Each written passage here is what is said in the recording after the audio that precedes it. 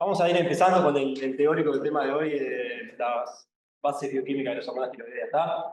La idea es que yo les trate de dar ahora un pantallazo general, pero con una cierta especificidad en los aspectos bioquímicos importantes de las hormonas tiroideas. Y después va a haber otra parte de la parte de la función tiroidea y las distintas hormonas que van a estar abarcadas más en la parte de teórico-fisiología. ¿Está? Así que vamos a tratar de centrarnos más que nada en una parte de la historia y en la parte de la cual yo les pueda explicar mejor, pero bueno, no deja de ser la primera vez que preparo este teórico, que preparo este tema, así que bueno, puede salir cualquier cosa, pero creo que lo que está más o menos se puede llegar a entender, así que espero que les sea del agrado, ¿sí? Cualquier duda que tengan o algo me van preguntando, nada, sin problema me interrumpen cuando gusten para hacerme cualquier pregunta, ¿ok?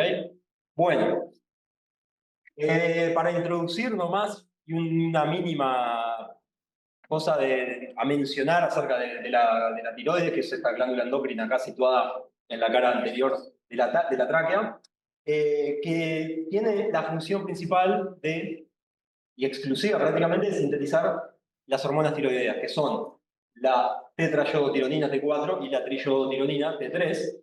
Sintetiza ambas y secreta ambas hacia la circulación, y que estas hormonas cuentan con la particularidad de que contienen en su estructura química el oligoelemento esencial yodo, ¿okay? Que representamos con la letra I.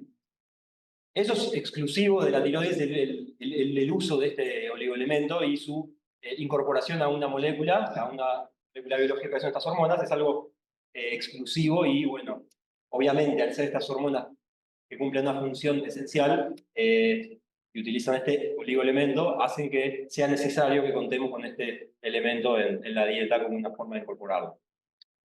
Bueno, la glándula tiroides tiene como estructura funcional lo que se conoce como el folículo tiroideo, que son estas estructuras esféricas que consisten básicamente en una monocapa de células epiteliales, ¿sí? Aquí las están representadas, que son las células foliculares.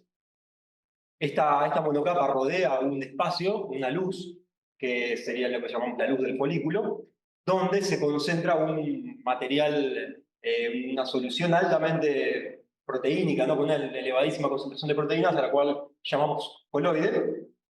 Estas células del epitelio que rodean la luz del folículo son las encargadas de la síntesis de estas hormonas, a través de un proceso que es relativamente complejo en el sentido de que involucra el intercambio de material entre el citosol de estas células y la luz del folículo, y luego la reabsorción del contenido de aquí adentro de vuelta hacia el citosol de las células y la posterior secreción, ¿ok? Eso ahora es lo que vamos a ver y bueno, simplemente como un detalle que también entre estos folículos, pero que no son parte funcional de los folículos, encontramos otro tipo de células que son las células parafoliculares, que sintetizan calcitonina, que es otra hormona no relacionada a la función de las hormonas tiroideas. Entonces, las hormonas tiroideas, como les decía, contienen yodo en su estructura. Sí, son estas dos que están acá, la T4 y la T3, simplemente como forma de recordar, o sea, la T4, el 4 significa que tiene 4 átomos de yodo en su estructura y el T3 que tiene 3 átomos de yodo, ¿sí? Vamos a entrar ahora un poco más adelante en el análisis de la estructura. Y bueno, una de las particularidades que tienen, además de que tienen el yodo, este elemento que no está presente en las demás biomoléculas, tiene otra particularidad como hormonas, y es que derivan de una proteína, ¿sí? Su estructura es de naturaleza aminoácidica. Además, no es que se sintetizan a partir del propio aminoácido, como puede suceder, por ejemplo, con las catecolaminas, que se sintetizan a partir del aminoácido libre, además del mismo, la tirosina, sino que se sintetizan sobre el aminoácido formando parte de una proteína. ¿Ok? Y eso es otra particularidad que tiene. Lo vamos a ver ahora. Estas hormonas, entonces, pese a provenir de una estructura aminoácidica, se comportan como hormonas del grupo 1, como hormonas lipofílicas, porque esta estructura es relativamente insoluble y eso hace que sean hormonas que precisen, que funcionen principalmente a través de la unión a receptores intracelulares que van a controlar la expresión génica, al igual que hacen, por ejemplo, las hormonas esteroideas. que se precise también de proteínas de transporte para que viajen en el plasma, y como consecuencia de esto también que presenten tiempos de vida media en plasma altos. ¿Okay? Entonces, todo eso hace que, pese a que su origen no es a partir de un esterol, como sucede con las hormonas esteroideas, sino que proviene de un aminoácido, una proteína, la estructura determina que se comporten como las hormonas del grupo 1. ¿Ok? Bueno, nada, las secreciones, pues lo vemos un poco más por arriba después. La secreción de estas hormonas por parte de los tiroides está controlada por el eje hipotálamo hipofisario tiroides, donde participan la secreción de TRH y TSH, y luego existe una retroalimentación negativa que controla esa secreción. Después lo vemos un poco más por arriba. Y bueno, son hormonas que tienen la capacidad de actuar sobre varios tejidos, más allá que algunos pueden ser más específicos. Son esenciales para el desarrollo, ¿no? Y en etapas del desarrollo y crecimiento son fundamentales sus acciones. Y en el individuo adulto cumplen funciones fundamentales para el mantenimiento del metabolismo, ¿okay? El metabolismo del organismo. Bueno, existen receptores para reconocer hormonas tiroideas en prácticamente todos los tejidos, y eso habla un poco de que esa función es bastante distribuida a lo largo de todo el organismo. Mínimas cosas sobre este elemento especial que tienen estas hormonas: el yodo, elemento químico que tiene número atómico 53, pertenece al grupo de los halógenos, ¿sí? Aquí está una representación ahí media esquemática, como media caricaturesca de cómo sería ese átomo de yodo que tiene muchísimos electrones por su número atómico alto. Fíjense que es un átomo pesado, tiene un peso atómico de 127. Eso es realmente pesado en comparación con los átomos de las moléculas orgánicas, ¿no? El carbono, el nitrógeno, oxígeno, etc. Y eso es algo particular y que hay que tener en cuenta. Fíjense que, por ejemplo, pesa 127 y el aminoácido solo de esas hormonas pesa 181. O sea, imagínense que cuando la molécula tenga 3, 4 átomos de yodo, la mayor parte del peso molecular de esa hormona va a ser yodo. ¿Okay? Bueno, es un elemento escaso en el ambiente, ¿ok? No abunda en la Tierra, el yodo está bastante poco concentrado, en promedio hay unos 0,45 partes por millón de yodo en la corteza terrestre. El agua de mar es como que la principal reserva, está más diluido, por decirlo de una forma, en el agua respecto a la corteza terrestre, pero hay más cantidad. Bueno, ¿en qué forma se encuentra en el ambiente? Bueno, principalmente como sales de yoduro o yodatos, son formas en las cuales se lo suele encontrar en el mar o en la tierra. Como yodo molecular, menos cantidad, porque esto, bueno, el yodo molecular es una especie de sólido que se encuentra en equilibrio con su forma gaseosa y tiende a descomponerse en otras formas, así que las más abundantes son las que forman sales. Se recomienda, producto de que es un elemento esencial para la síntesis de estas hormonas, que se ingieran unos 150 microgramos de yodo por día. Es un micronutriente, obviamente. Y bueno, debido a que es un elemento escaso en la corteza terrestre, ¿no? Sucede muchas veces que los alimentos no aportan cantidades suficientes de yodo, y eso particularmente históricamente ha sucedido en regiones. Hay regiones donde hay menos concentración de yodo, y eso ha derivado en que ciertas poblaciones se hayan visto enfrentadas a padecer un déficit de yodo en la dieta, con las consecuencias que eso tiene.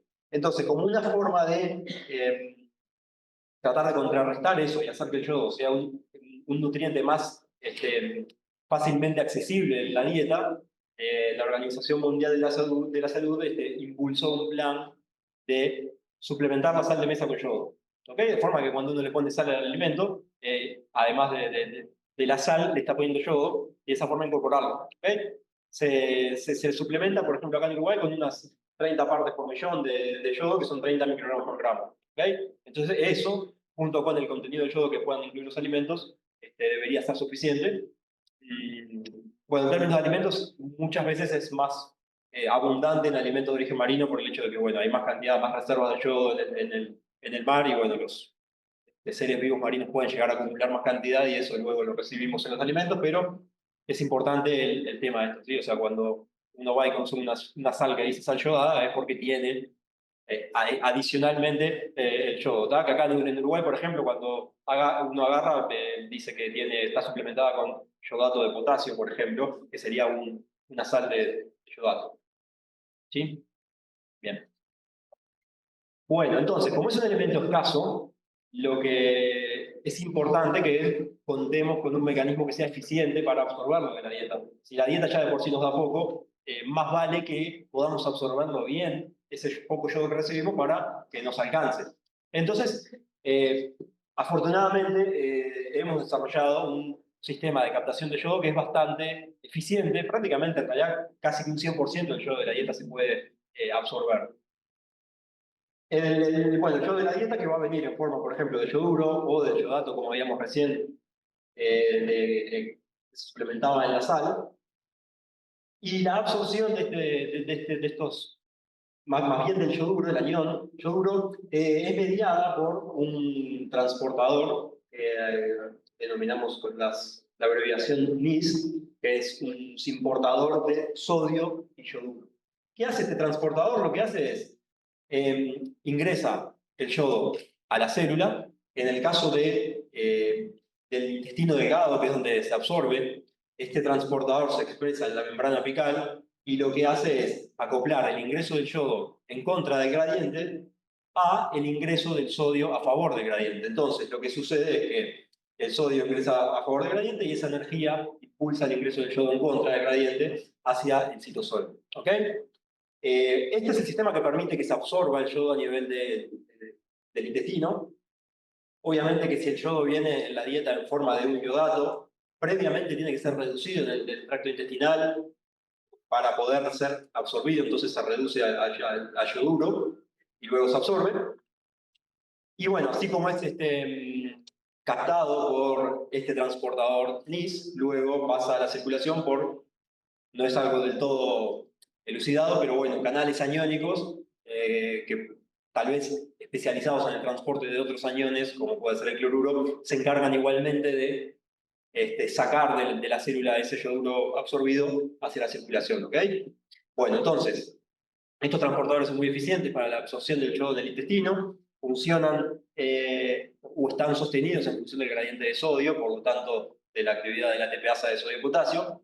Pero además de todo, de que es importante que se absorba bien el yodo de la dieta, debido a esa escasez también, se intuye, o se supone, porque tampoco es que esté del todo probado, que el sistema digestivo está como que adaptado para reciclar también el yodo. Entonces, si bien a nivel del intestino se absorbe, a nivel de las glándulas salivales, los conductos salivales y la mucosa gástrica, en realidad este mismo transportador que vemos acá, el NIS, que en el intestino hace que lo absorbe, en estas partes del tracto digestivo se expresa en una posición vasolateral. Y lo que hace no es absorber yodo en estas regiones, sino que lo que hace es captar el yodo de la circulación, yodo que esté circulante y que tal vez no esté siendo utilizado porque la tiroides ya tiene suficiente yodo, y lo lleva a que sea secretado hacia la luz de las glándulas salivales o del estómago, de forma tal de que se junte con el yodo que viene de la dieta. ¿Ok?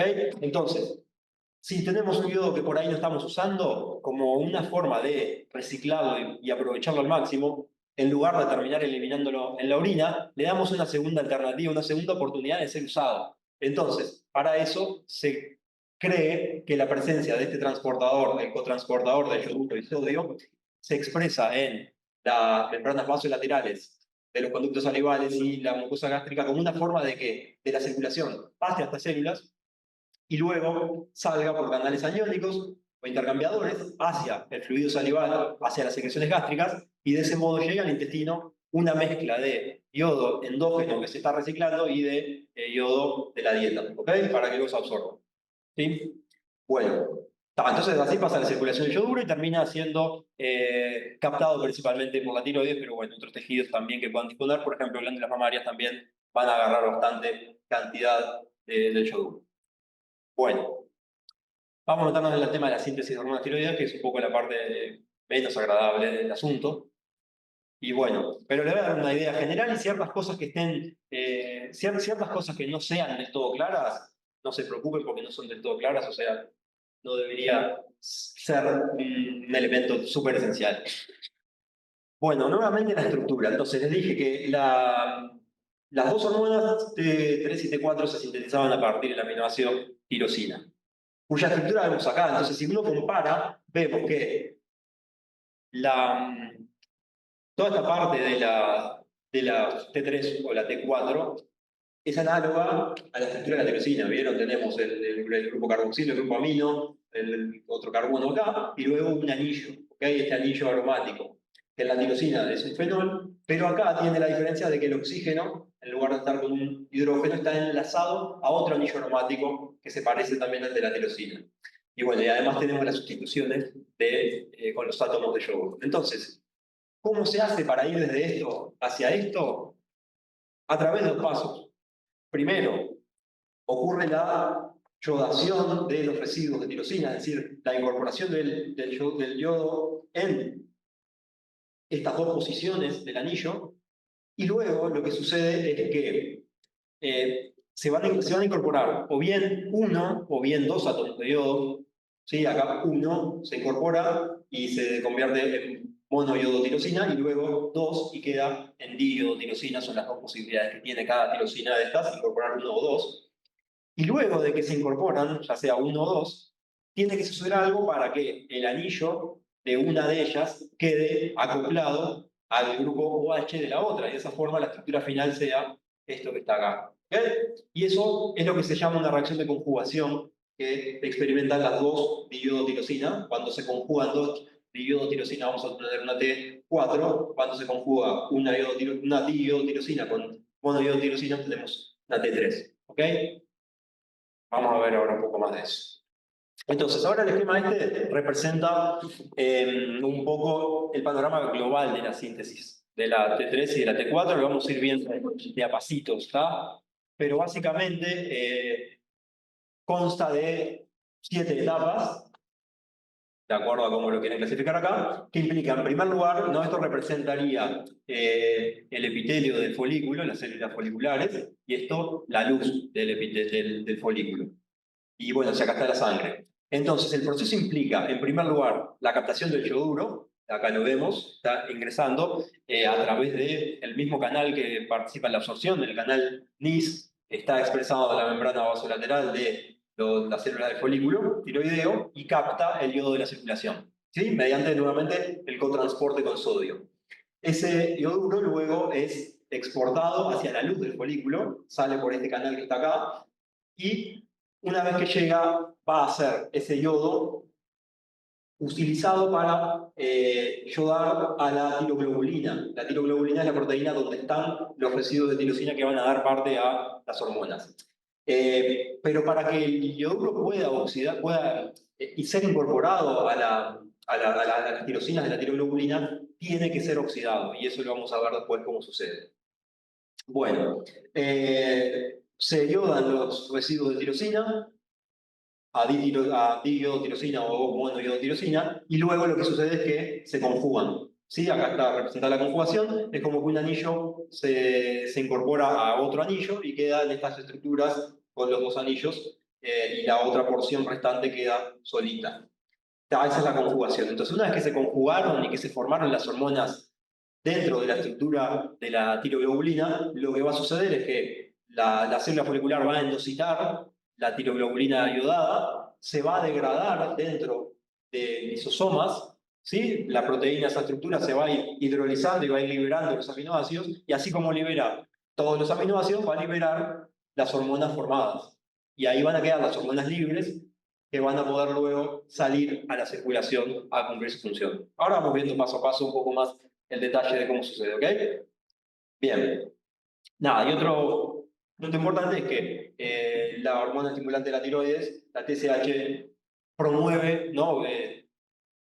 Todos estos pasos, salvo el paso número 2, y bueno, y ahí es como funciona para controlar el proceso de síntesis de hormonas tiroideas de secreción. Entonces vamos a empezar por el paso número 1, que es la captación del yoduro. La captación del yoduro, lo que les dije, no hay mucho más, es mediada por el canal NIS, que incorpora el yodo, siempre lo ingresa en contra de su gradiente, acoplado al ingreso de sodio a favor del gradiente. Ese ioduro es captado por la célula del folículo y es luego exportado mediante un canal, mediante un cotransportador, perdón, que se llama pendrina, que lo intercambia con cloruro. Ingresa un cloruro de la luz del folículo y secreta el ioduro. ¿Okay? Además, en paralelo a que la célula va generando esta captación y acumulación del ioduro, secreción hacia la luz del folículo, también va sintetizando tiroglobulina. Que la tiroglobulina es el precursor donde se van a sintetizar. Es como que el andamio sobre el cual se sintetizan estas hormonas y es la que tiene los residuos de tirosina que van a iodarse y luego conjugarse. Entonces todo comienza así. Se capta el yodo, se lo manda hacia la luz del folículo y a la par la célula sintetiza la tiroglobulina para que se acumule en el folículo y el yodo pueda empezar a modificar esos residuos de tirosina. ¿Ok? Bien. Bueno, otra cosa importante es que así como se sintetiza la tiroglobulina se va sintetizando en ribosomas que están asociados al retículo endoplasmático rugoso de la célula, de forma tal de que se sintetiza hacia adentro y luego sale en vesículas que se terminan, ¿no? Vesículas secretorias cargaditas de tiroglobulina que se fusionan con la membrana y así se encargan de tirar hacia la luz del folículo la tiroglobulina. En paralelo también esas vesículas van a llevar hacia la membrana otras proteínas que son las que van a participar en las reacciones. Que ahora vamos a ver la tiroperoxidasa, la peroxidasa tiroidea y la oxidasa dual 2 que ahora vamos a ver. Pero todo eso es como que la maquinaria que se precisa para la síntesis de las hormonas tiroideas. La tiroglobulina es la estructura sobre la cual va a ocurrir la síntesis, el ioduro, que es el que va a aportar los átomos de yodo para que se ioden las tirosinas, y la tiroperoxidasa y la oxidasa dual van a ser las encargadas de canalizar ese proceso. ¿Okay? El proceso de iodación y generación de las estructuras que ya vimos en las hormonas. Bueno, no vamos a entrar mucho en detalle, pero la tiroglobulina es esta, la proteína sobre la cual se construyen las hormonas tiroideas. Es una proteína grande, es un homodímero de aproximadamente unos 660 kilodaltons, es realmente una proteína grande, que tiene 60 enlaces de sulfuro, lo cual es un altísimo número. Eso hace que sea una proteína muy estable y está bien porque es una proteína que va a estar confinada en un espacio extracelular durante un tiempo considerable y va a estar acumulada, entonces ayuda a que sea estable. Y además tiene 17 sitios de glicosilación, lo cual también es muy alto, pero ayuda a que la proteína sea muy soluble, y eso está bueno porque permite que se pueda encontrar de manera muy concentrada dentro de la luz del folículo y que siempre haya disponible para que las reacciones tengan lugar o para que una vez que se modificó se pueda captar para dar lugar a las hormonas. ¿Está? Bueno, cada monómero, ¿no? Este es un dímero, cada uno de esos monómeros que componen el dímero tiene 66 tirosinas, de las cuales unas 30 se van a modificar por iodación. ¿Ok? 30 residuos de cada monómero más o menos se van a modificar incorporando átomos de yodo. Sin embargo, solo un pequeño número de esas que se yodaron van a terminar dando lugar a las hormonas tiroideas. ¿Ok? Porque la reacción de yodación es algo como que más masivo y que puede suceder en varios sitios, pero luego para que suceda la formación de hormonas tiene que cumplirse otra serie de requisitos que no va a pasar para todos. Entonces, es como que tiene muchas tirosinas, de esas muchas, más o menos la mitad se modifican con yodo, pero de esas que se modifican con yodo, solo un pequeño número, que van a ser más o menos unas 7 por cada tiroglobulina, si no estoy mal, terminan dando lugar a hormonas tiroideas. ¿Ok? Vamos a verlo más adelante. Sí. Ya posterior cuando hablaste de lo que tiene que haber para que la síntesis Sí. pasaje de yodo a la luz. Sí. TPO y Duox2 son los que se encargan de catalizar que las reacciones ocurran, la yodación y la conjugación. Ahora lo vamos a ver. Bueno, estas hormonas que se les llama, estas tirosinas que se les llama hormonogénicas, son las tirosinas que finalmente van a dar lugar a T3 o T4. se las puede clasificar, pero esto no es ya mucho detalle, pero se las puede clasificar en dadoras o aceptoras según el rol que cumplen en la función en la reacción de conjugación. Una tirosina aceptora es la que recibe a la otra en la reacción de conjugación, es decir, recibe al anillo de la otra, pero eso simplemente es una cuestión de nombre. Nada, acá está la estructura primaria, por decirlo de una forma, representada esquemáticamente de la tiroglobulina con distintos dominios, y acá aparecen representados las distintas tirosinas hormonogénicas. ¿Okay? Fíjense que están a lo largo de toda la estructura, hay algunas y hay otras, y que se han logrado identificar algunas como aceptoras y otras como dadoras. ¿Okay? ¿Qué significa? Entonces la dadora le va a dar su anillo iodado a la aceptora, y sobre la aceptora se genera la estructura final. Pero eso vemos después un poquito y tampoco es tan importante. Entonces, ¿cómo ocurre la iodación, el primer paso en la síntesis de esas estructuras? Bien, el iodo sale, entonces el ioduro sale, es iodo menos, y va a ocurrir la oxidación de ese ioduro. ¿Sí? La oxidación que implica sacarle electrones a ese ioduro, ese anión. ¿Cómo lo hacemos eso? Bueno, la enzima encargada de sacarle los electrones al ioduro y oxidarlo es la peroxidasa tiroidea, tiroperoxidasa, que acá está representada como TPO. Esta TPO es una proteína que está anclada en la membrana apical de la célula del folículo, que tiene su dominio catalítico expuesto hacia la luz del folículo. Esa enzima va a oxidar el ioduro, y acá es donde hay donde no está del todo claro todavía a qué lo oxidan. ¿Ok? Por ejemplo, en este esquemita del libro, yo acá lo modifiqué, pero lo modifiqué solo en esta diapo, las otras lo van a encontrar sin modificar. El libro muchas veces dice que se le oxida a iodo cero, pero no es tan así. En realidad le saca 2 electrones y lo termina oxidando a algo, a un estado de oxidación que correspondería a iodo más. Pero vamos a ver el detalle en la siguiente diapositiva respecto a cómo sería que está ocurriendo. La cuestión es que se le sacan electrones al ioduro, 2 electrones se le sacan. ¿Okay? Y eso lo hace la enzima, la peroxidasa. ¿Okay?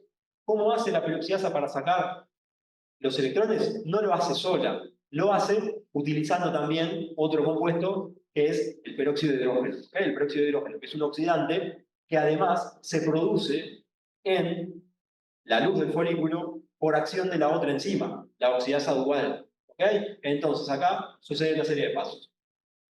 La oxidasa dual, ¿no? Todos los pasos que van a derivar en la oxidación del ioduro para que luego pueda incorporarse a los anillos de las tirosinas.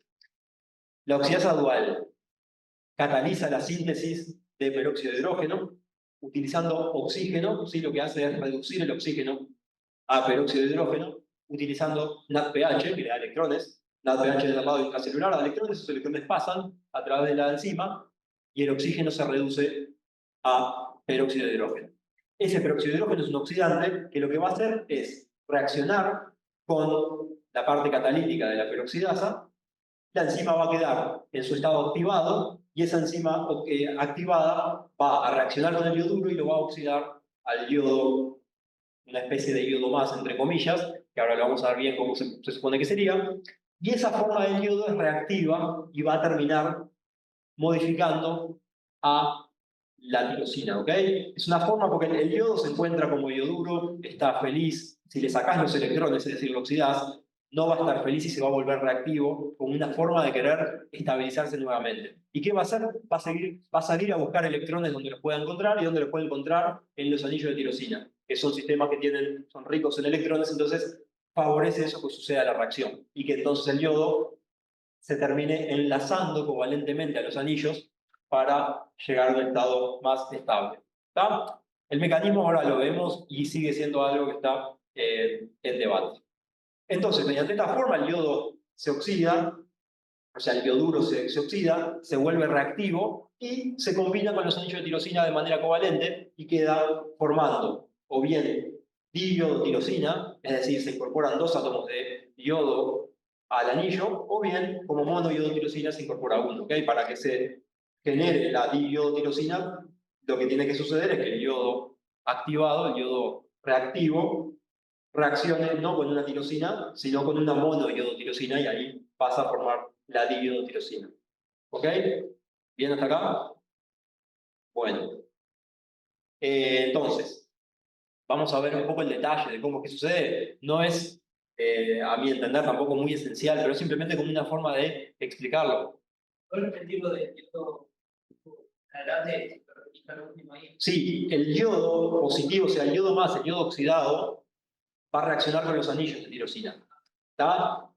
Cuando reacciona con una tirosina que está como tirosina, va a dar lugar a que se forme monoiodotirosina, porque es un solo yodo metido a la estructura del anillo fenólico de la tirosina. Ahora, cuando ese yodo, el yodo positivo, el yodo reactivo, reacciona ya no con una tirosina, sino con una monoiodotirosina que se formó, ahí al anillo le van a quedar dos y se forman entonces las diiodotirosinas. ¿Sí? Bien. Bueno, para que se hagan una idea entonces de cómo es que sucede.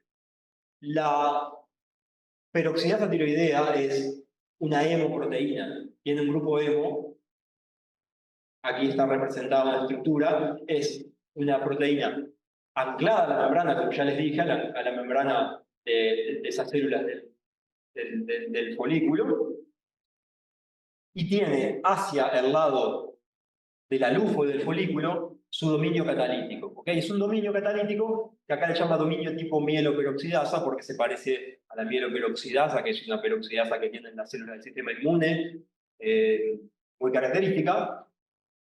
Y es un dominio que tiene un grupo hemo, que es el encargado de catalizar las reacciones que van a tener lugar. ¿Cómo sucede eso? ¿Cómo se propone? Fíjense que lo que yo les muestro acá es algo que está planteado del año 84 y que después no hay nada mucho más claro. Entonces, tomemos todo con pinzas porque tampoco es que esté del todo claro ciertas cosas. Esto fue lo que más me convenció y lo que yo les muestro a ustedes. ¿Okay?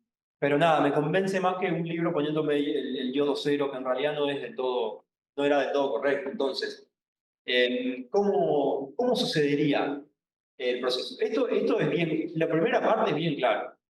La enzima, con su grupo hemo, en su estado inicial, tiene un átomo de hierro en el estado de oxidación hierro 3.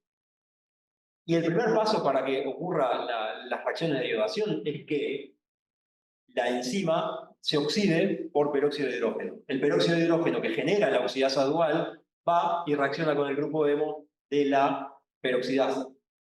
¿Qué le pasa a ese grupo hemo cuando reacciona con peróxido? Se oxida por dos electrones y forma un estado de la enzima oxidado, donde el grupo hemo tiene un hierro en estado 4, en vez de estado 3 más, está en 4 más, y donde al anillo de la porfirina se le sacó un electrón también. O sea que el átomo de hierro perdió un electrón y el anillo de la porfirina está acá con un puntito y una carga positiva, también perdió un electrón. O sea que en total se le sacaron dos electrones al grupo hemo.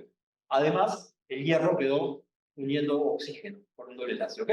Paso 1, el grupo hemo se oxida por dos electrones, producto de que el peróxido de hidrógeno fue producido en la luz del folículo. Esta especie oxidada del hemo va a querer volver a su estado inicial, porque es inestable, entonces es muy reactiva. ¿Y con qué va a reaccionar? Puede reaccionar con varias cosas, pero dado que en la luz del folículo y dado que esta es una enzima especializada en esto, hay mucho yoduro, esta especie oxidada va a querer sacarle electrones al yoduro para volver a su estado inicial. Entonces agarra el yoduro y forma un intermediario donde el átomo de yoduro queda incorporado, se forma este intermediario donde el grupo hemo tiene unido oxígeno y ese oxígeno está unido al yodo. Y es acá donde el yodo está en un estado de oxidación positivo, no es que esté libre, sino que está como que unido a la enzima, es un intermediario donde el yodo está reactivo, unido a la enzima, y este es el intermediario que va a terminar reaccionando, según este modelo propuesto, con la tirosina.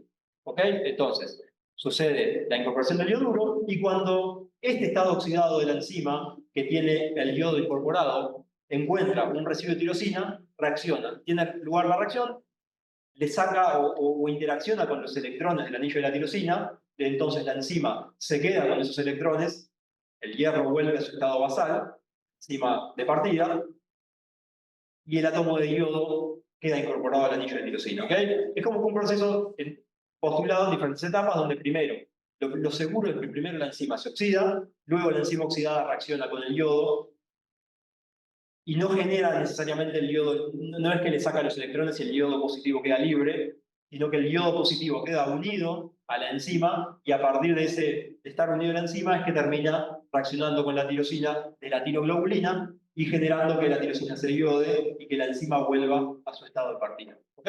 La enzima primero pierde electrones, luego los recupera a través de la incorporación del yodo a la tirosina que sucede. ¿Sí? Un poco la idea del mecanismo. Nada, este estado oxidado de la enzima también puede eventualmente reaccionar con más yoduro y generando yodo cero, el yodo molecular, este yodo cero que no sería en principio tan buen mediador de la yodación, pero esto no nos importa tanto, y liberando la enzima, pero bueno, ese es un mecanismo que no lleva a que, no lleva a la yodación de la tirosina, por lo tanto no sería conveniente, y eso podría ser relevante en casos de que haya una sobrecarga de yodo, porque si hay mucho yodo, tal vez esta reacción se vuelve un poco más importante y disminuye la síntesis de hormonas. ¿Está? Nada, pantallazo. ¿No? La idea no es que se lo aprendan de todo ni que tengan entendido, simplemente tengan entendido que pasan cosas entre una enzima que se oxida a nivel de un grupo hemo, ese grupo hemo oxidado necesita recuperar electrones, agarra el yodo para eso y agarra la tirosina para eso, entonces él roba electrones y le manda a que la enzima y a que el yodo y la tirosina se arreglen entre ellos y la enzima recupera los electrones para seguir volviendo a su estado de partida y volver a catalizar esto. Bien. Ahora, una vez que se iodan, o sea, esto acá mostramos tirosina, yodo, tirosina. Este mismo ciclo se repite, pero luego, en vez de tirosina, lo que viene acá es la monoiodotirosina y ahí me da la diiodotirosina, ¿ok? Es el mismo ciclo, pero cuando en lugar de entrar tirosina entra iodotirosina, se genera la diiodotirosina. Que luego van a tener que ser sometidas a reacciones de conjugación, que es lo que les decía. El anillo de una como que se ensambla, se monta sobre el anillo de la otra. Tenemos primero, esto sería, en este caso está representado, acá se está formando una de las T3, no son coincidentes ni una con la otra, pero bueno, una viene y se pone a nivel del anillo de la otra. ¿Ok? Ahora vemos un poco más cómo tiene lugar eso, cómo se supone que tiene lugar. La cuestión es que tenemos, en este caso, la tirosina aceptora, porque acepta al anillo de la otra, se pone ahí, ¿y qué pasa? Se genera la T4 en este caso, porque reaccionaron una tirosina con otra tirosina, quedan formando una T4, y en donde estaba la tirosina dadora, lo que queda es el resto de la molécula, porque lo que se termina introduciendo es solo el anillo. Los demás átomos quedan sobre la proteína y forman un residuo de deshidroalanina que permanece en la estructura y no hace más nada, simplemente queda ahí. ¿Ok? Entonces, de esta forma tiene lugar la conjugación. Si la reacción sucede de conjugación entre dos iodotirosinas, se forma una T4. Si sucede entre una monoiodotirosina y una diiodotirosina, se forma T3. O se forma la T3 reversa. Que la T3 reversa es una forma que no tiene actividad biológica en la que, si ustedes ven en la T3 y en la T4, yo creo que aquí le puse las estructuras, sí, están bien, ahí va. Si en la T3 y en la T4, el anillo, el primero de los anillos tiene dos yodos, y en el caso de la T3, el segundo anillo tiene un solo yodo. La T3 reversa es una forma de T3 donde el anillo que tiene un yodo solo es el primero y el segundo tiene dos. Y esta no tiene actividad biológica. Y puede pasar porque puede suceder que la conjugación se lleve a esto, pero es menor la cantidad que se genera. Pero es simplemente algo que se genera al momento de la síntesis, puede suceder que se forme, y luego también a nivel de la circulación, y eso puede terminar pasando que se forme producto de alguna reacción de desyodación. Deshidroalanina. Deshidroalanina.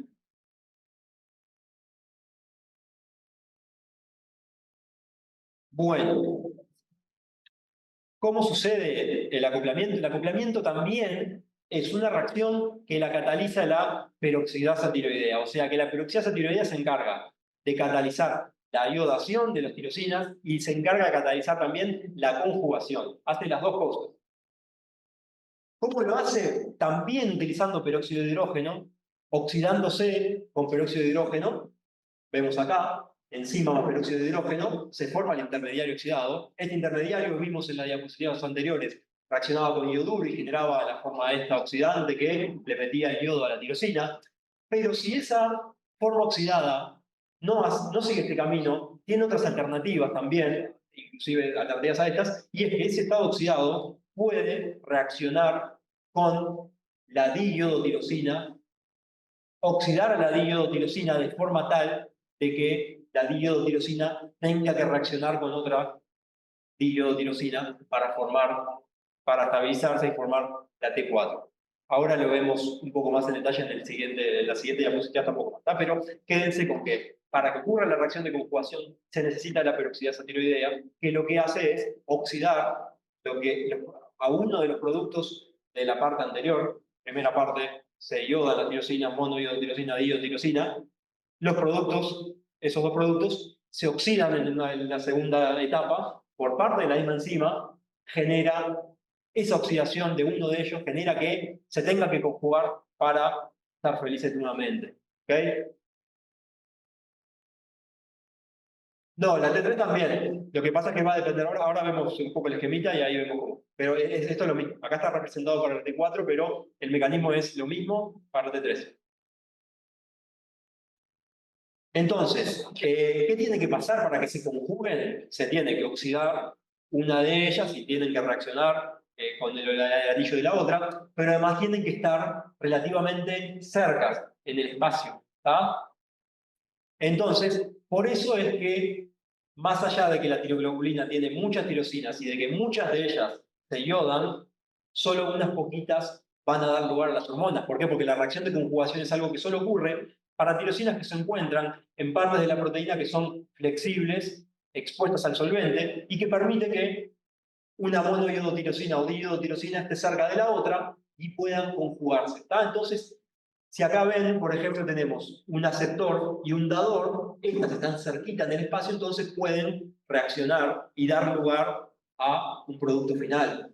Acá también tenemos en parte de la estructura, nos muestra, este sería el anillo de tirosina, cuando se ioden, siguen estando cerca, pueden conjugarse. ¿Sí? Acá muestra, por ejemplo, la estructura, los distintos sitios de conjugación que existen, que son las que van a dar lugar a las hormonas. Tenemos aceptores y dadores, y eso es lo importante. No solo basta con que la monoiodotirosina o diiodotirosina se oxiden, sino que tiene que estar cerquita para que luego de que se oxidan por la peroxidasa se enlacen entre sí. ¿Tá? Importancia de que estén espacialmente cerca. Por eso es que son pocas las tirosinas que se terminan experimentando la reacción de conjugación. Nada, acá hay un ejemplito de cómo sucede. Y de nuevo, acá también son mecanismos que no están del todo claros y que pueden llegar a ser de una forma o de otra. Acá lo que les muestro, que es bastante fácil, es mecanismo de conjugación que implica reacciones radicalares, que serían reacciones con un electrón.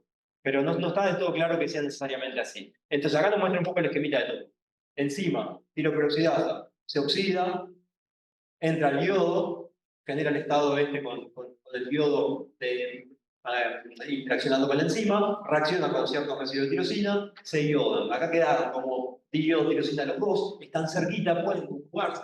¿Cómo se conjugan? Bueno, primero, la enzima vuelve a reaccionar con peróxido de hidrógeno, se oxida la enzima, pero en lugar de reaccionar con yodo, lo que hace es reaccionar con las diiodotirosina, o con alguna de ellas, diiodotirosina o monoiodotirosina. Entonces acá muestra cómo, en este caso, la enzima oxidada, que siempre quiere volver a su estado inicial, para lo cual necesita volver a capturar electrones de algún lado, lo que hace es sacarle un electrón a cada una de estas tirosinas, y quedan, si ustedes ven acá, con un puntito, que ese puntito es un electrón que quedó desapareado.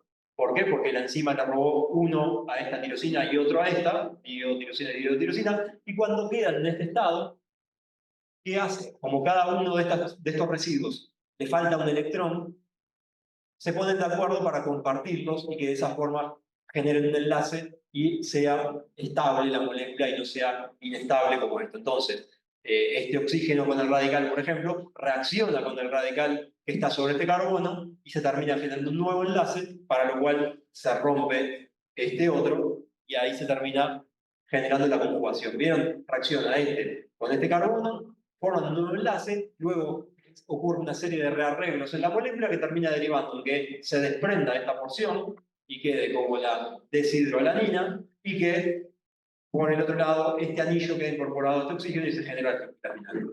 ¿Está? No se preocupen, no es algo que se tenga que aprender, simplemente es una forma visual de tratar de entender cómo sucede eso. ¿Está? Exacto. Si una de estas es una monoiodotirosina, se formaría la T3. ¿Está?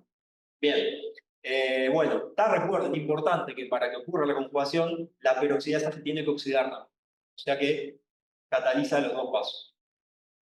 ¿Estamos? Bueno, pasó lo peor.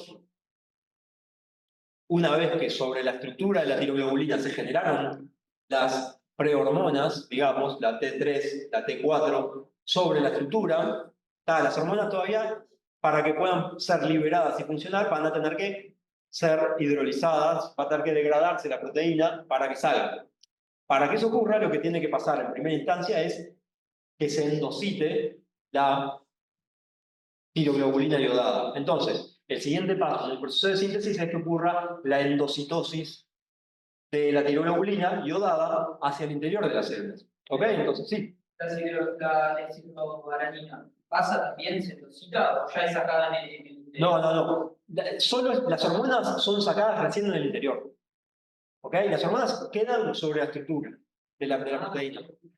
Y así como está, quedan hasta que la proteína es endocitada. Porque las enzimas que degradan la proteína, que la hidrolizan, están dentro de la célula, no están afuera. ¿Está? Bueno, entonces, sí. Antes de la... Sí, o sea, la prehormona se le llama a la T4 y T3 cuando todavía están formando parte de la estructura de la proteína. ¿Sí? La endocitosis lo que hace es liberarla. Es una forma de llamarle prehormona porque está todavía inactiva y para salir activa tiene que hidrolizarse la proteína.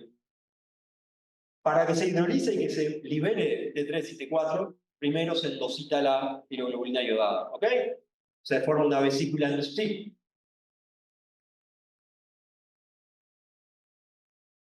Acá hay una de cada una, hay una T4, una T3 y una T3 reversa.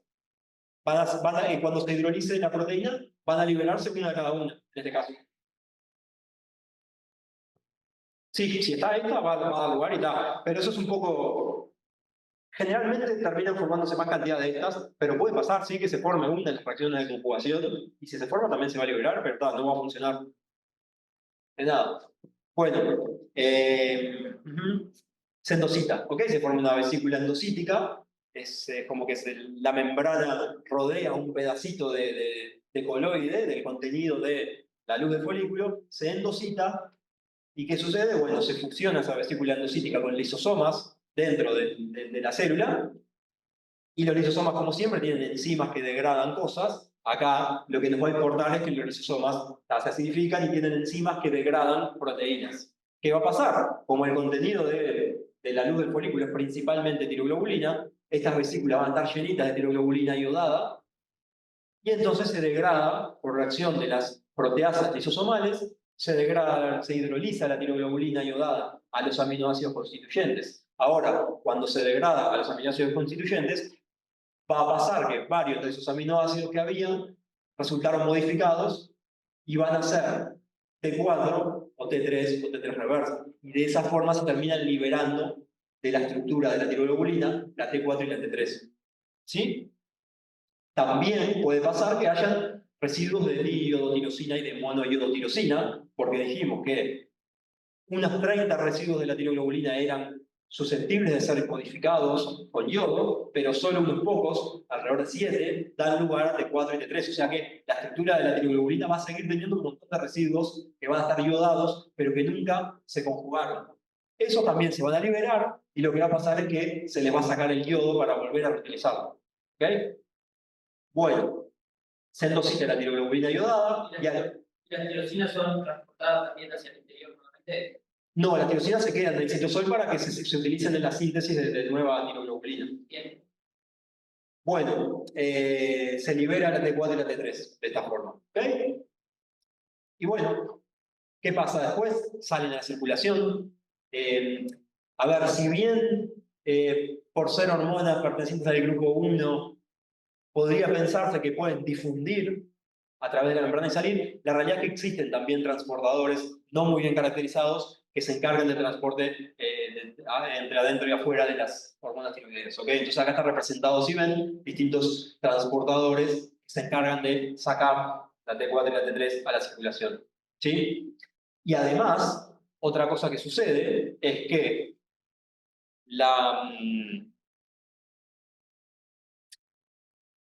dentro de la célula, pero algo que va a pasar más adelante en distintas etapas, es que existen enzimas que se llaman desiodasas que pueden sacarle un átomo de yodo a la T4 y convertirla en T3. ¿Ok?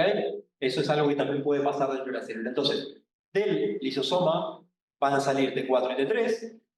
Una parte del T4 se puede llegar a convertir en T3 dentro de la propia célula, pero así, una vez que sucede eso, van a terminar siendo exportadas hacia la circulación.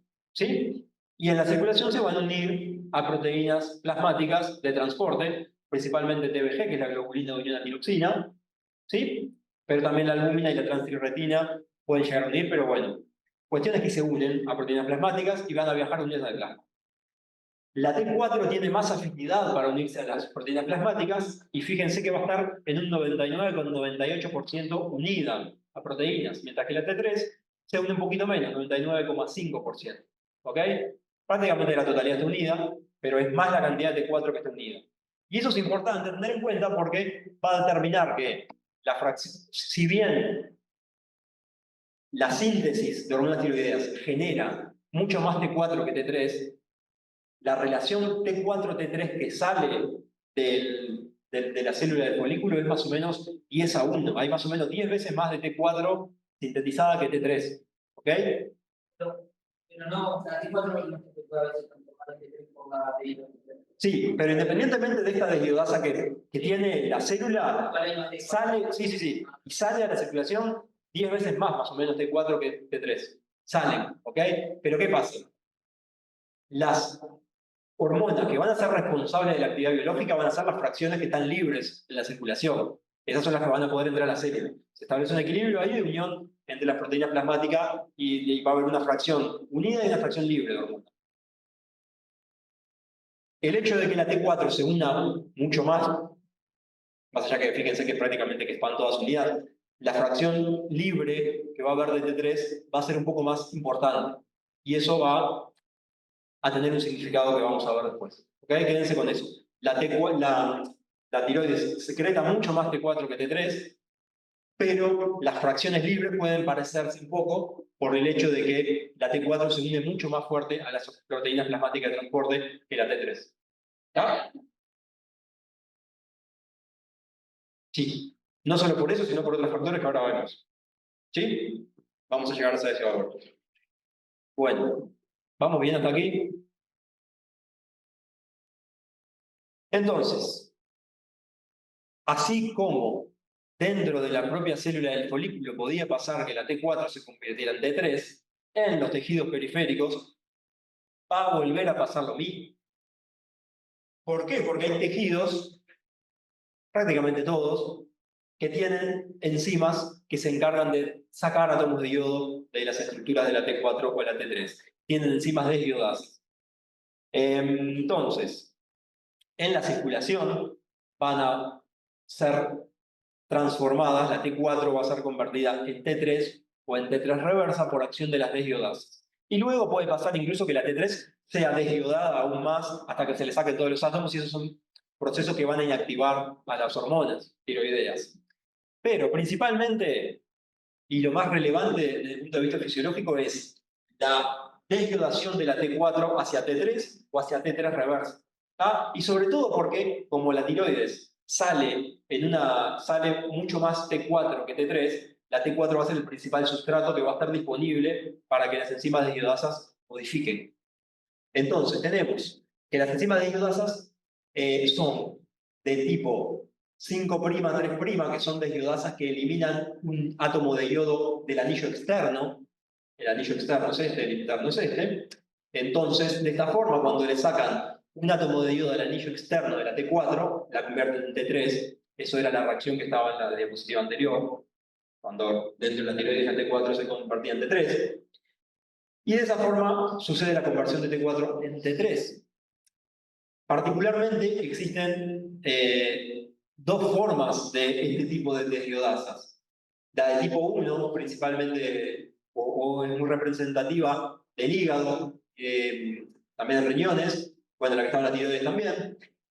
La deshiodasa de tipo 1 es la que se encarga de generar la mayor parte de la T3 circulante. Entonces, esta relación T4-T3 de 10:1 que sale de la tiroides rápidamente empieza a ser modificada o a ir cambiando, producto de que las deshiodasas, sobre todo de tipo 1, presentes en el hígado, por ejemplo, agarran a la T4 y la van modificando a T3.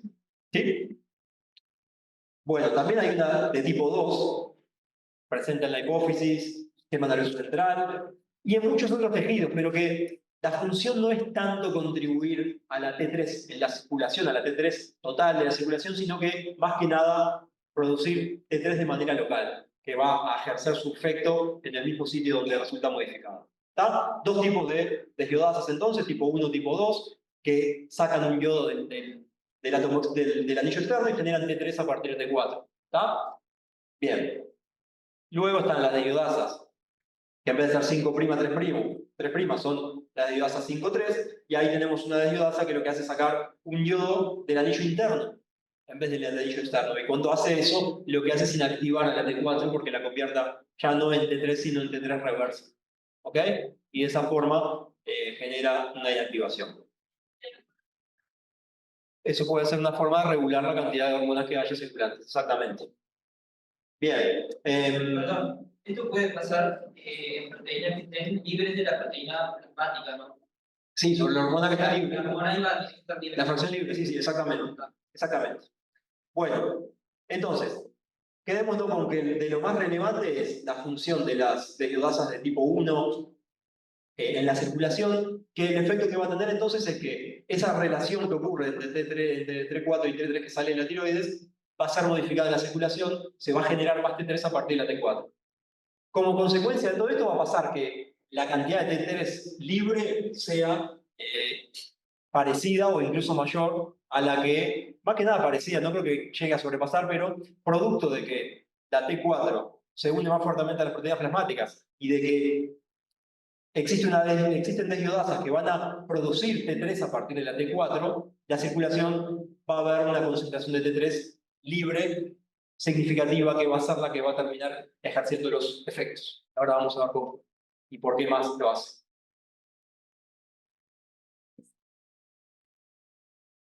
No tengo idea de cuánto sería. La cuestión es que las fracciones libres que van a haber van a ser parecidas. Eventualmente, en última instancia, las fracciones libres van a ser parecidas. Porque este 10:1 toma en cuenta no las fracciones libres, sino las totales. Bueno, dejamos la síntesis como mate y ya vamos a cómo funcionan. Que de nada, espero que sea un poco más ameno que todo esto, que tenía una parte mucho más química, pero bueno, vamos a ver. Sí, yo creo que sí, que esta parte capaz que ya es un poco más ameno.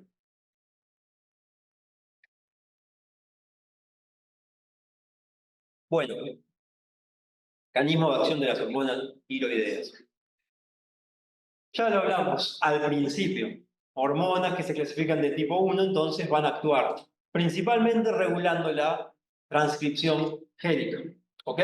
Y eso lo hacen porque son reconocidas por receptores que interaccionan con el ADN y que regulan al alza o a la baja la transcripción de ciertos genes. Bueno, entonces tenemos que la función de las hormonas tiroideas es mediada por un receptor nuclear que se llama receptor de hormona tiroidea, ¿sí? TR, por ejemplo, que es un receptor que suele actuar en conjunto formando dímeros o bien con otros receptores de hormona tiroidea, o bien con otros receptores nucleares, como el receptor X de retinoides. Y de esa forma, forma complejos que van a interaccionar con el ADN y que van a controlar la transcripción de genes, o bien activándola o inhibiéndola, de forma diferencial según si el receptor de hormona tiroidea tiene unida la hormona tiroidea o no. ¿Ok? Acá nos muestra un ejemplo donde, por ejemplo, la hormona se une y ahí se está uniendo el receptor a una secuencia de ADN, un elemento promotor, que se le llama elemento de respuesta tiroidea, TRE, la secuencia que es reconocida por el receptor, y por ejemplo activando la transcripción de distintos genes que van a ser los responsables de la respuesta a las hormonas tiroideas. Acá nos muestra, por ejemplo, el por qué o el cómo es que sucede esto, en términos de que, bueno, circulación tenemos T3 y T4, va a estar la T4 más abundante, pero mucho más unida a proteínas plasmáticas, la T3 tal vez menos abundante, pero la fracción libre es un poco más. Ingresan a las células, fíjense que en principio las hormonas ingresarían a la célula o bien por difusión, ¿sí? Difusión simple, difusión directamente sin necesidad de usar nada por esa relativa liposolubilidad que tienen, pero también a través de transportadores que eran como los que veíamos al momento de que salían. Entonces, son medidas raras como hormonas tiroideas, como hormonas del grupo 1 en el sentido que también podrían llegar a entrar por transportadores. Una vez que entran, las propias células blanco pueden llegar a modificar la T4 mediante la acción de deshidrasas y convertirla en T3. O sea que además de que había una fracción de T3 libre que era un poco más considerable en el sentido de la unión, si a la célula le entra una cantidad más de T4 que de T3, una parte de esa T4 va a terminar siendo deshidrada a T3 dentro de la célula. ¿Okay? O sea que la relación T4 y T3 de la circulación, que ya estaba afectada por las deshidrasas de tipo 1 hepáticas, también pueden verse afectadas a nivel intracelular por acciones de deshidrasas que yo me la jugaría y decir que son más que nada las de tipo 2 que generan la T3 más a modo local. Pero va a depender del tejido en cuestión. Se genera así la T3 y la T3 va a ser la que va a mediar la mayor parte de los efectos. No solo por todo esto que venimos hablando, sino porque el receptor de hormonas tiroideas tiene más afinidad por la T3 que por la T4. ¿Ok? La afinidad con la que se une la T3 es mayor. Y eso genera que prácticamente, no sé, un 90% de los efectos ocurran cuando la hormona que se une es T3. ¿Sí? Es mucho más probable la unión de T3 al receptor, por lo tanto los efectos que vemos en general son principalmente mediados por T3. Se une y modifica la expresión génica de ciertos genes que van a dar efectos. Ahora vamos a ver qué efectos, pero bueno, puede ser la expresión de enzimas de la gluconeogénesis, de la bomba de sodio-potasio, enzimas respiratorias, cadena pesada de la mediocina, receptores beta-adrenérgicos, etc. Una cosa que ahora lo vamos a ver, no es que la unión de la hormona tiroidea siempre va a activar la transcripción. A veces la unión de la hormona tiroidea reprime la transcripción. Puede funcionar de las dos formas y ahora vamos a ver un poco. Pero eso depende de la hormona T3 o T4 o del receptor de la hormona T3. Del receptor y de la secuencia a la cual se una también. Y del tipo celular. Porque va a depender del receptor, de la secuencia y de los demás coactivadores o correpresores que puedan existir en el núcleo de la célula. Bueno, nada, ese receptor es un receptor que pertenece a la familia de los receptores nucleares, así como a los receptores para hormonas esteroideas. Bueno, tiene distintos dominios esta proteína receptora, donde hay dominio que se encarga de la activación, es decir, activar o reclutar maquinaria para activar la transcripción del gen. Puede haber hacia el lado de la terminal, hacia el lado terminal también un dominio que tenga esa función.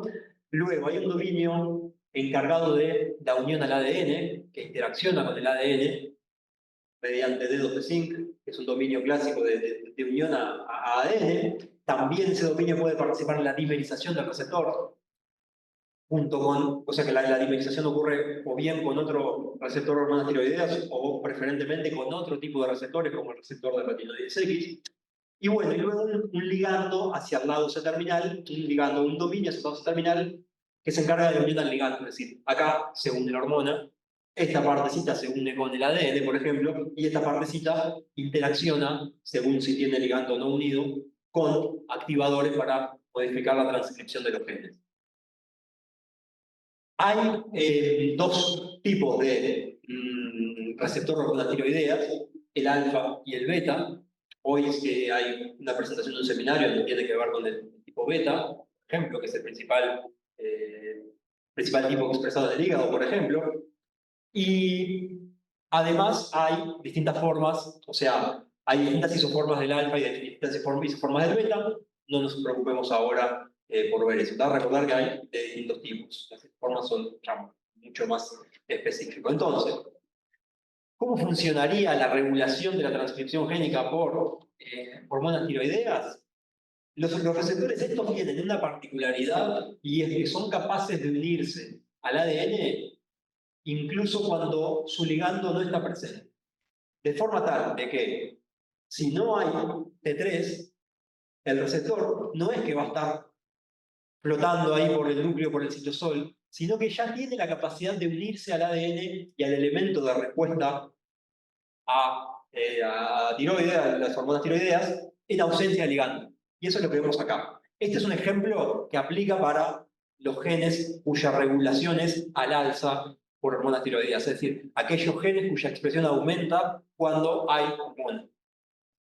Entonces, en estos genes lo que sucede es que ese elemento de respuesta a las hormonas tiroideas, en ausencia de hormona, tienen a el receptor unido, formando un dímero, un heterodímero en este caso con un receptor de retinoides X. ¿Y qué pasa? Cuando el receptor no tiene hormona, se une al ADN, pero en una conformación que lo que le hace es reclutar represores de la transcripción. Entonces dice CoR, son correpresores que lo que hacen es impedir que el gen que está regulado por este elemento sea transcripto. ¿Ok? Entonces, si no hay hormona, el receptor está unido, pero reclutando represores que hacen que el gen no se transcriba. Ahora, cuando hay hormona T3, se une la hormona del receptor, ¿y qué hace? Esa unión del receptor con la hormona genera cambios en la estructura del receptor que hacen que se desprenda de los represores y por el contrario adopta una estructura que lo que hace es reclutar activadores. Entonces en vez de decir CoA, dice CoA, activadores, un coactivador, que lo que hace ese coactivador es reclutar a la maquinaria transcripcional, hacer que venga la ARN polimerasa y se transcriban los genes regulados por este elemento. ¿Ok? Entonces, esta grafiquita es un poco lo que ilustra cómo sería la regulación o el nivel de transcripción de los genes que están regulados por T3, por ejemplo. Cuando vemos este ejemplo de un gen regulado positivamente por T3, ¿qué pasa? Imagínense, ese gen, si no hubiese receptor de hormonas tiroideas, o sea, si esto no estuviese sucediendo, ese gen tendría un nivel de transcripción basal. La presencia del receptor sin hormona lo que hace es reclutar represores. Por lo tanto, el hecho de que exista un represor, el hecho de que exista un receptor unido, hace que la transcripción basal que tendría ese gen sea menor. O sea que la propia presencia del receptor ya hace que el gen se transcriba menos, cuando estamos hablando de un receptor sin unir su hormona. Ahora, cuando se une la hormona, genera la activación, entonces la transcripción de ese gen aumenta por encima de lo basal. Obviamente que este basal es medio hipotético, porque no es que vaya o sea, el receptor va a estar generalmente expresado. O sea que la situación, básicamente lo que hace la T3 es cambiar el nivel de expresión de acá abajo hasta acá arriba. ¿Tá? Esto sería un nivel de expresión basal que podría tener el gen si no tuviéramos receptor, pero el receptor está. O sea que lo que importa es que la presencia del receptor libre de hormona reprime la expresión y la deja por aquí abajo, la presencia de la hormona activa la transcripción y la lleva para arriba. ¿Ok? Después, importante también tener en cuenta que así como existen genes que se regulan al alza por hormona tiroidea, es decir, que la hormona hace que se expresen más, existen genes que se regulan negativamente por la hormona tiroidea. Es decir, que la presencia de la hormona tiroidea hace que la expresión disminuya. Entonces, estos genes, cuando no hay ligando, cuando no está presente la T3, la función del receptor en esos casos sería estimular la transcripción del gen, y por el contrario, cuando la hormona llega y se une al receptor, ahí ocurriría una represión de la transcripción. ¿Está? Pero esos son los genes que están regulados negativamente. ¿Sí? Hay genes regulados positivamente, que son los que más usamos cuando vemos los ejemplos, y son los que funcionan a través de este mecanismo que está bastante clarito, pero hay genes que también pueden estar regulados negativamente. Y esos genes basalmente están, cuando no hay T3, el receptor está activando la transcripción, cuando viene la hormona y se une, reprime la transcripción. ¿Ok? Dos posibilidades. Bueno, efectos fisiológicos y bioquímicos de las hormonas tiroideas son varios, ¿ok? Y es importante distinguir que muchos de los efectos que tienen las hormonas tiroideas son críticos en las fases del desarrollo, ¿sí? Tanto en los primeros años, primeros años de crecimiento o incluso durante el desarrollo prenatal, pero son importantes los efectos que cumplen las hormonas para el desarrollo, por ejemplo, del sistema nervioso, para el crecimiento, y para... Eso lo vemos más que nada en esas etapas, pero vamos a centrarnos en esta clase más que nada en los efectos que generan o que tienen estas hormonas en el individuo adulto, que son básicamente efectos de control del metabolismo. ¿Okay? Son hormonas que regulan el metabolismo, la tasa metabólica basal, más allá de efectos que puedan tener sobre otros tejidos, sobre el corazón, pulmones, etc. Vamos a centrar principalmente en los efectos que tienen sobre el metabolismo en un individuo adulto, y no tanto los efectos que tiene a nivel del desarrollo, ¿ok? Que son re importantes porque las complicaciones surgidas por déficit de estas hormonas en el desarrollo y crecimiento son muy notorios. Bueno, lo que acaba de decir, principales efectos son, o sea, como que algunos de sus efectos más prominentes son en el desarrollo fetal de infancia temprana. Y bueno, nada, lo que acabo de decir. Efectos sobre el metabolismo celular en un adulto son los principales efectos que tienen las hormonas en los adultos. Y el resultado de ese efecto que tienen sobre el metabolismo es un aumento de la tasa metabólica basal y de la termogénesis. ¿Sí? Eso es como que el efecto fisiológico global que termina generando, o que algo global que se llega a ver. Vamos a ir viendo un poco el detalle de cómo cuáles son los mecanismos a través de los cuales se genera eso. Bueno, las hormonas tiroideas aumentan la tasa metabólica basal y la termogénesis debido a distintos mecanismos. Sí, acá muestra este gráfico cómo es el cambio de la tasa metabólica basal de un individuo en función de la producción de hormonas tiroideas, de la cantidad de hormonas tiroideas que produce. Se ve claramente cómo un aumento en la producción de hormonas tiroideas hace que la tasa metabólica aumente. Sí, tasa metabólica que puede estar medida, por ejemplo, como la cantidad de oxígeno que consume el individuo, tal vez. Puede ser una de las formas de ver qué tan activo es el metabolismo de esa persona en un estado de reposo.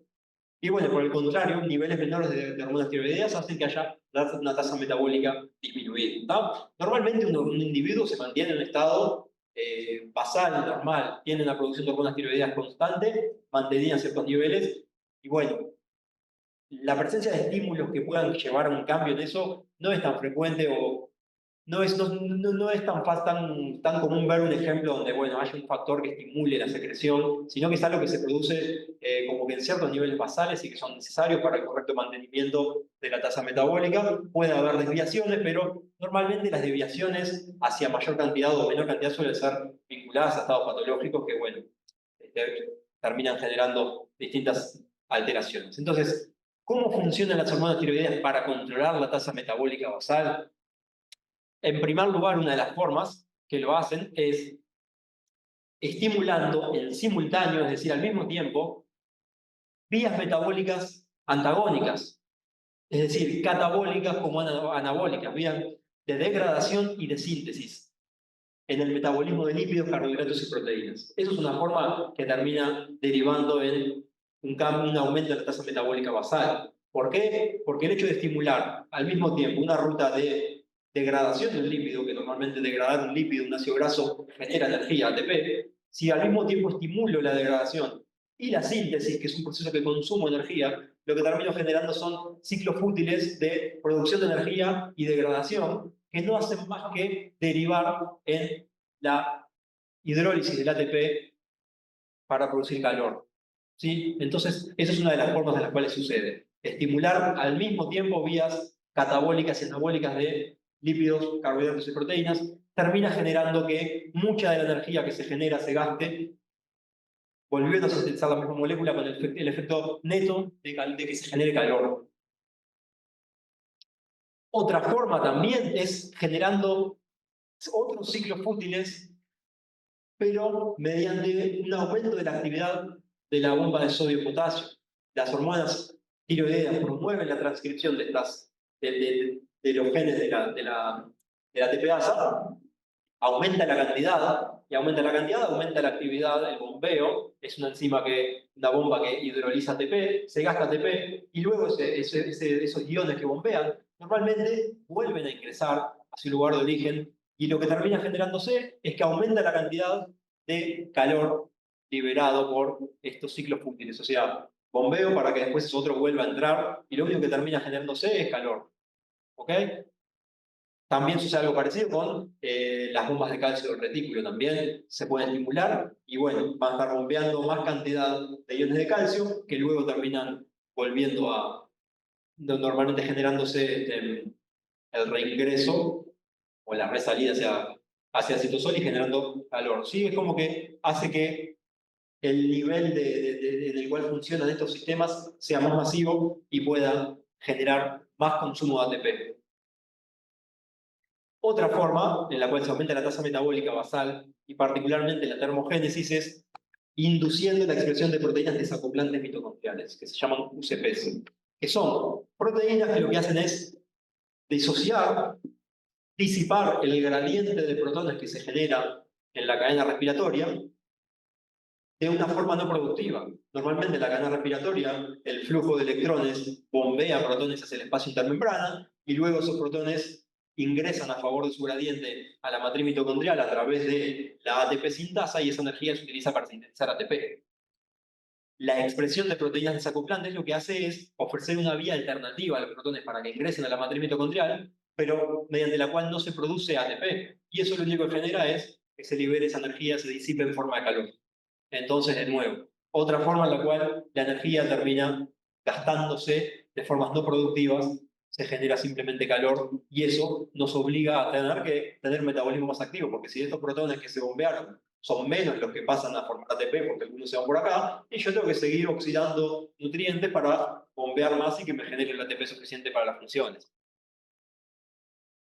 Bueno, y otra forma también es aumentando la expresión de los receptores beta-adrenérgicos en diversos tejidos. Lo que hace es sensibilizarlos y hacerlos más, que respondan más a las catecolaminas, y eso, las catecolaminas tienen efectos también de aumento de la tasa metabólica o de la termogénesis, y entonces como que actúan de una forma relativamente sinérgica con las catecolaminas para generar un aumento de la tasa metabólica y de la termogénesis. ¿Okay? Bueno. Vamos ahora a la parte más específica y es los efectos que tienen las hormonas tiroideas sobre el metabolismo intermediario, que es lo que más interés bioquímico tiene. ¿Cómo hace para estimular al mismo tiempo vías catabólicas y anabólicas? Bueno, a nivel de... acá esta tablita nos muestra un poco el efecto que tienen, pero como ven el efecto lo manifiesta un poco más en función de si hay un descenso en el nivel de hormonas tiroideas o un aumento, como que basalmente las cosas funcionan. Basalmente se produce una cierta cantidad de hormonas tiroideas, las cosas funcionan basalmente, normalmente, está todo bien. Ahora, si hay un descenso o un aumento, es donde vamos a ver un cambio significativo en el efecto que tienen. Entonces, por ejemplo, las hormonas tiroideas tienen el efecto de promover la gluconeogénesis, la síntesis de glucosa, de promover la lisis del glucógeno en el hígado. Entonces, eso lo consigue porque regula la transcripción de enzimas involucradas en la gluconeogénesis, por ejemplo. Sin embargo, no genera una alteración en la concentración de glucosa. O sea, le dicen al hígado que sintetice glucosa, que libere glucosa a partir del glucógeno, pero no generan un aumento en la concentración de glucosa plasmática. ¿Y eso por qué? Porque al mismo tiempo también promueve, por ejemplo, la captación de glucosa por el músculo. Entonces, hace que el hígado libere más glucosa, pero también promueve que los otros tejidos la utilicen. Además, también la insulina va a reaccionar a un eventual aumento de la concentración de glucosa y eso, en un contexto donde todo funciona bien, va a hacer que, así como el hígado produce más glucosa y la libera, promueve que los demás tejidos la usen. Resultado, se promueve una vía de síntesis y de degradación en otros tejidos, que lo que hace es generar esta especie de aumento en la tasa metabólica, porque estamos sintetizando una glucosa que tal vez no sería necesaria, pero bueno, se la va a terminar usando. Entonces, después, sobre las proteínas también hay un aumento de la síntesis, pero también hay un aumento de la degradación de proteínas. ¿Está? Y esto, de nuevo, depende del tejido en algunos casos y va a hacer, por ejemplo, que el efecto de las hormonas tiroideas es de aumentar la síntesis de proteínas en el hígado, pero, por ejemplo, promueve la degradación de proteínas en el músculo. Un poco de eso tiene la finalidad de que las proteínas del músculo aporten aminoácidos al hígado para que haga gluconeogénesis y sostenga esta otra parte. Okay, el resultado neto en general es mayor degradación que síntesis, pero en particular eso va a depender de la magnitud de la cual ocurren los procesos en cada tejido, pero bueno, básicamente estimula algunos. Con los lípidos también aumenta la lipogénesis, la síntesis de lípidos en el hígado sobre todo, pero también aumenta la lipólisis, la degradación de los lípidos, y eso ocurre tanto a nivel del hígado como del tejido adiposo. Fíjense eso, entonces están promoviendo la hormona tiroidea dos rutas que normalmente son opuestas, se van a ver favorecidas. De cualquier manera, no perdamos de vista que esto es un aumento en la transcripción de los genes que va a favorecer un proceso u otro, pero también va a haber una segunda capa de regulación que va a implicar las señales hormonales que va a indicar que esas enzimas que se están transcribiendo sean más o menos activas. O sea, no es que el efecto va a ser exclusivo de estas hormonas tiroideas, sino que va a haber otras hormonas señalizando cosas que puedan prender o apagar las rutas. Pero al momento de activarlas, van a terminar ocurriendo en mayor medida y eso genera un aumento de la tasa metabólica basal. Bueno, también disminuye la concentración de colesterol plasmática, esos son los efectos que tiene.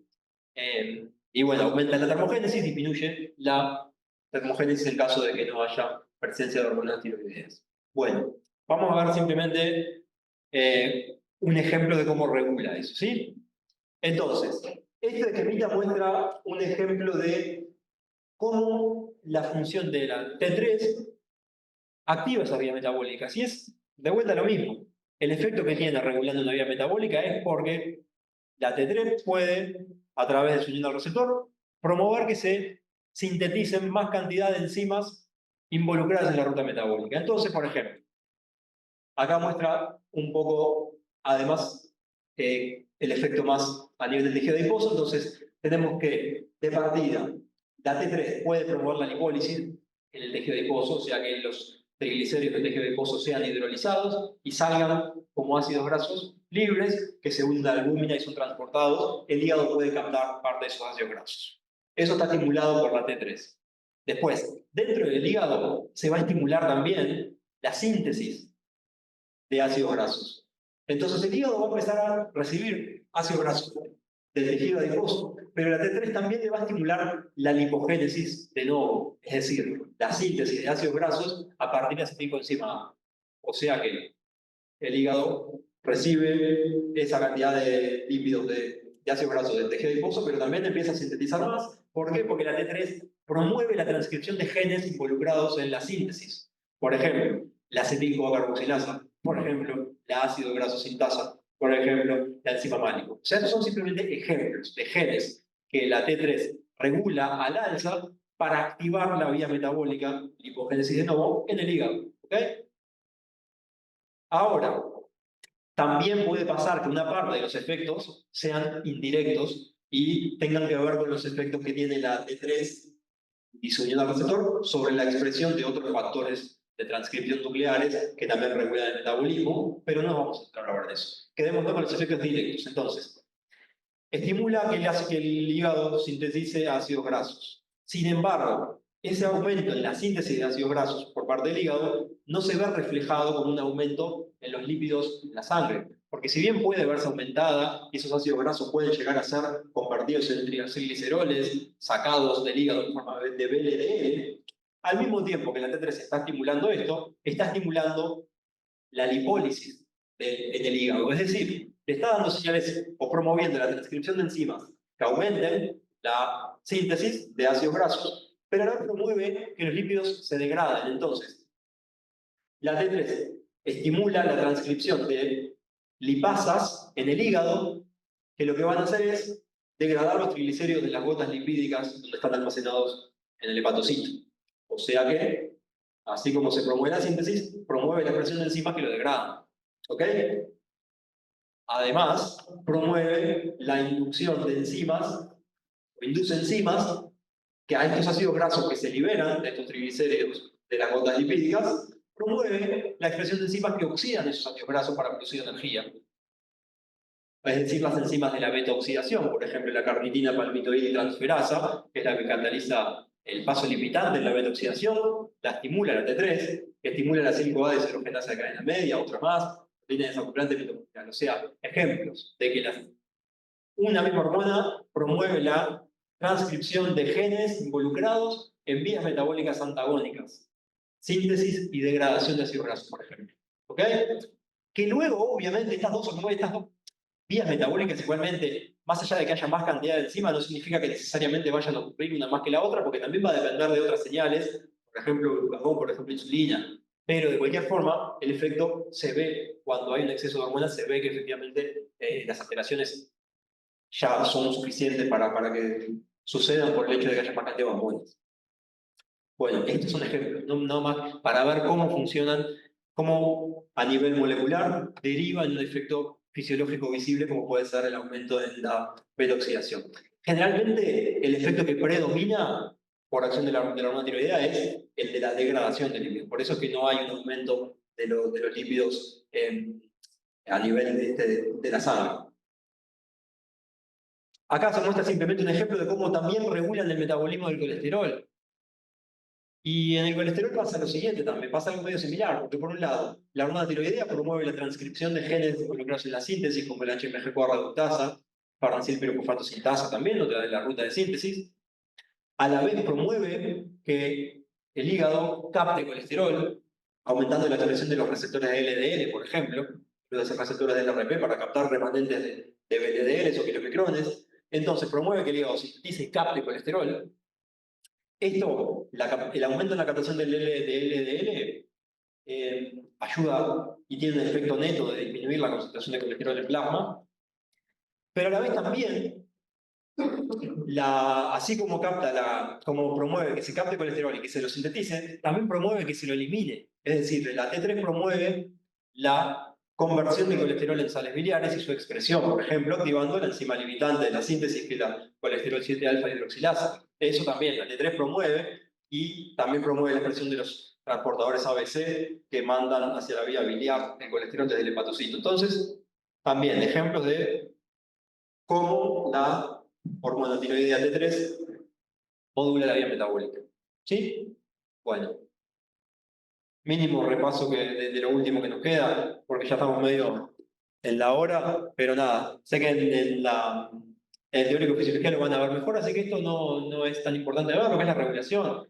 Y nada, vamos a verlo simplemente muy por encima, cómo es la regulación de la síntesis de hormonas tiroideas, que está regulada por el eje hipotálamo hipofisario tiroideo, donde el hipotálamo secreta la TRH, hormona liberadora de tirotropina, la cual va hacia la hipófisis anterior.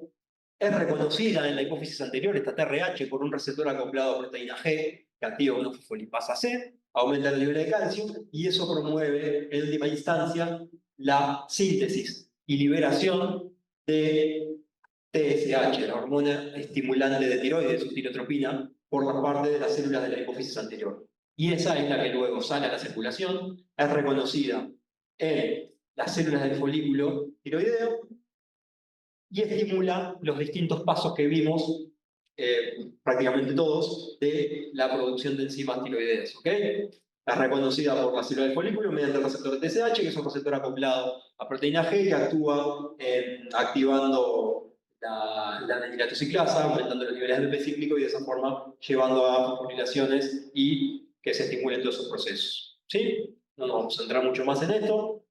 Lo que ya vimos, la TRH es una hormona tripeptídica, fíjense chiquita, son 3 aminoácidos enlazados de forma particular. En cambio, la TSH ya es una glucoproteína. No es muy grande, pero igualmente es una glucoproteína con una cadena alfa análoga a la de otras hormonas glucoproteicas también, pero con una subunidad beta que es exclusiva. Y bueno, estimula la síntesis, la TSH, cuando es reconocida a nivel de la tiroides, de las células del folículo, produce el ATP cíclico, desencadena los eventos que ya vimos para promover la síntesis de T3, de T4 y su liberación.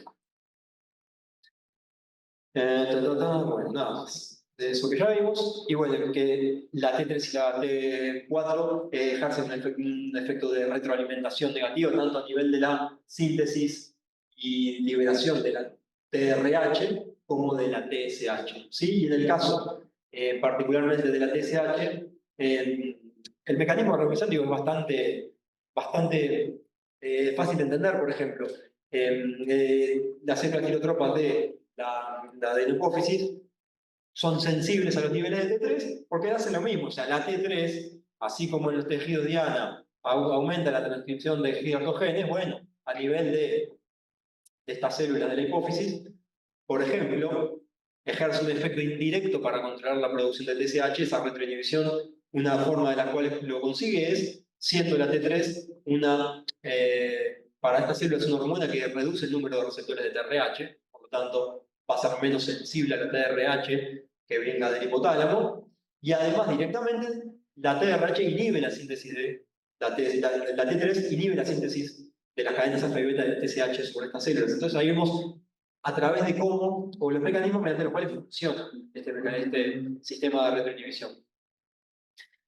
Tratando la función tiroidea, mucho menos lo vamos a ver. Simplemente acá dejo una tablita con las causas frecuentes y menos frecuentes, los síntomas del hipertiroidismo o el hipotiroidismo.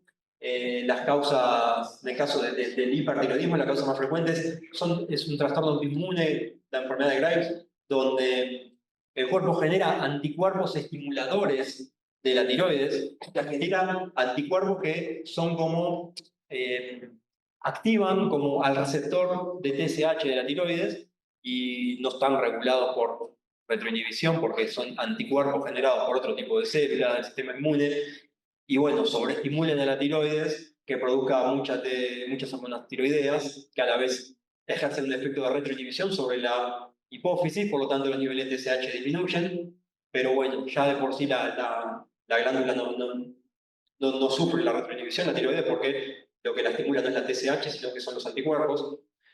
El hipotiroidismo también, una tablita con los distintos efectos, no es tan importante ahora. La causa principal, o una de las principales causas, está el tema del déficit de yodo, puede llevar al hipotiroidismo, pero bueno, eso más o menos se ha conseguido controlar en parte con la suplementación de la sal. Pero en el caso del hipotiroidismo, también la causa más frecuente suele ser un problema autoinmune, pero en este caso con anticuerpos que en vez de estimular a la tiroides a producir hormonas tiroideas, promueven la destrucción de la glándula. Sí, por ejemplo, la tiroiditis de Hashimoto es uno de los principales ejemplos donde el sistema inmune reconoce ciertos antígenos propios de la tiroides, como puede ser la tiroglobulina o la tiroperoxidasa, los reconoce como cuerpos o como cosas extrañas contra las cuales reaccionar y promueve que el sistema inmune ataque a la glándula y básicamente vaya destruyendo y por eso genera que se liberen menos hormonas tiroideas. Al haber menos hormonas tiroideas, se promueve que se secrete más TSH a nivel del hipotálamo, pero de la hipófisis, pero esa TSH no va a poder estimular tanto la producción porque la tiroides va a estar siendo destruida. Bueno, nada, otro cuadrito más que tiene que ver con el tema de cómo son las pruebas laboratoriales para el diagnóstico de estos trastornos que se hacen midiendo principalmente la TSH y luego midiendo la T4 libre, en caso de que haya alteración de la TSH, y en base a eso ver. Pero bueno, no vamos a entrar, ya estamos en hora, así que ya está, terminamos.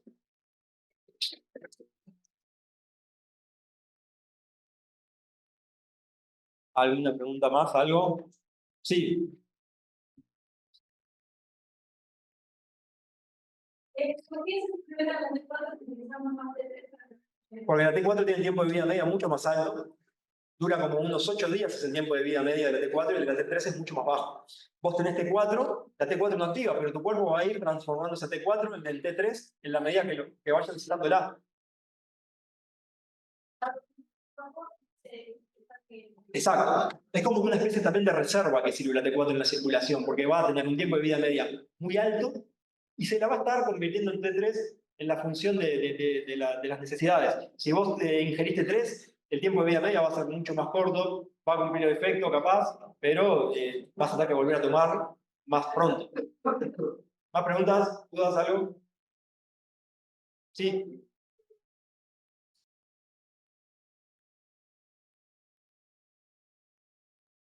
¿El 80% del yodo qué?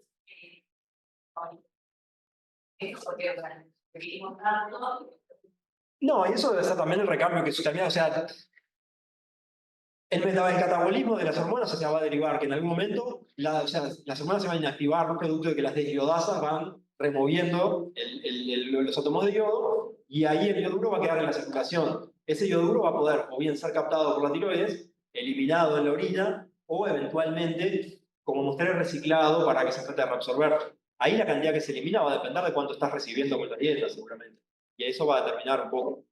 No sé qué porcentaje se termina eliminando, va a depender de cuánto uno ingiera con la dieta a diario, seguramente. Dale. En el principio momento hablaste de que hay otros niveles, pero también dijiste que hay cosas que no están confirmadas. Sí. No, es si es por canales de sodio de cloruro o lo que no se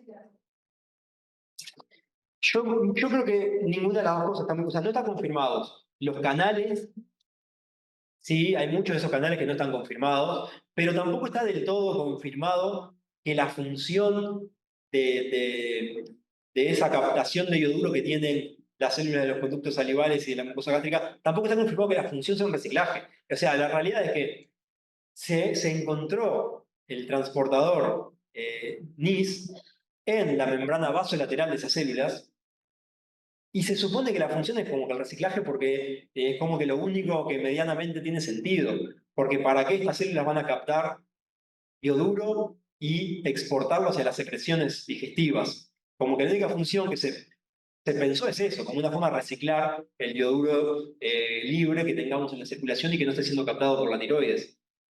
Pero surge de eso, de la presencia o del hecho que se hayan encontrado los transportadores estos en la membrana vasolateral. Porque para que funcione la absorción, esta proteína tiene que estar expresada en el lado apical, que es donde la dieta donde está contenida la dieta. ¿Ok? Si estuviese expresado en la membrana apical, en esta célula, bueno, diríamos también se absorbe a nivel de la saliva, de la boca o del estómago, pero no.